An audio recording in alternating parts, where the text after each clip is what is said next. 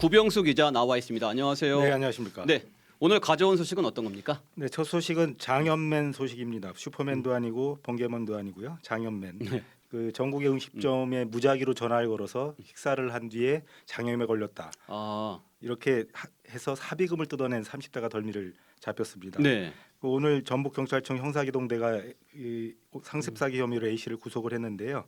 A 씨는 지난해 6월부터 10달 동안 전국의 음식점을 대상으로 해서 모두 418차례에 걸쳐서 어이구야. 9천여만 원 상당을 뜯어낸 혐의를 받고 있는데요.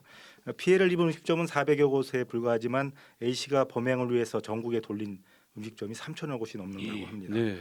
그 경찰 조사에 따르면 A 씨는 휴대전화로 검색된 그 전국의 맛집, 지역의 맛집을 확인하고 일행과 식사를 했는데 장염에 걸렸다. 보상해 주지 않으면 영업 정지를 시키겠다 이렇게 협박을 한 것으로 드러났습니다. 네.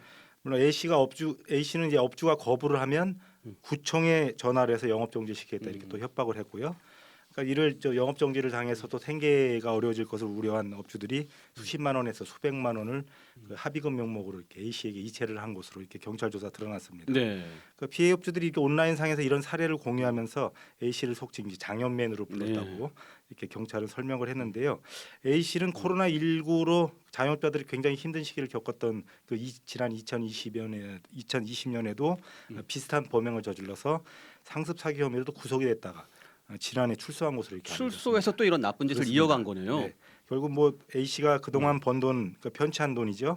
생활비와 인터넷 도박 자금을 이 사용을 했다고 진술한 것 같은데요. 돈이 다 떨어지니까 똑같은 범행을 저지른 것으로 이렇게 보고 있습니다.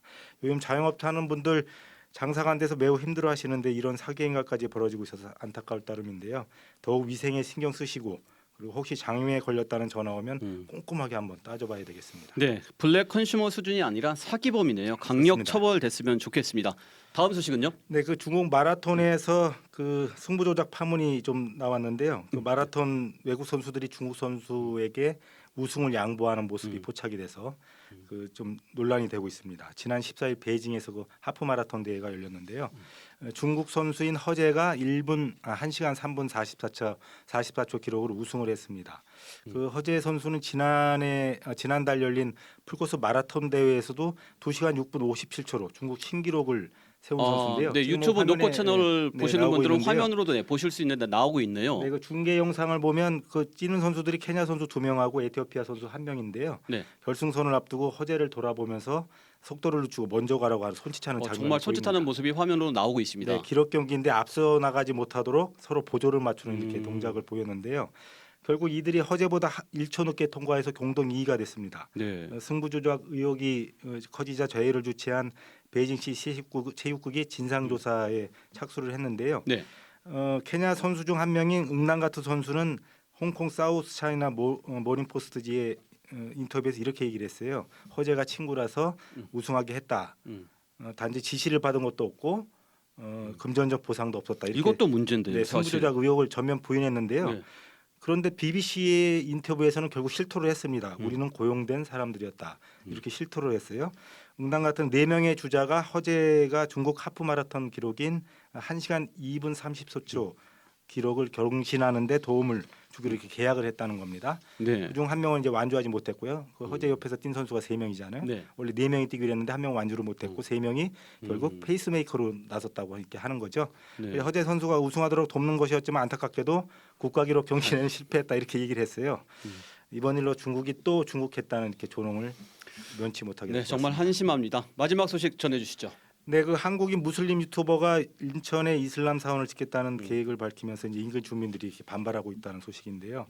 500만이 넘는 구독자를 보유한 유튜버 다우드 킴 씨가 지난 13일 그 인천 이슬람 사원 건설 토지 계약을 체결했다면서 네.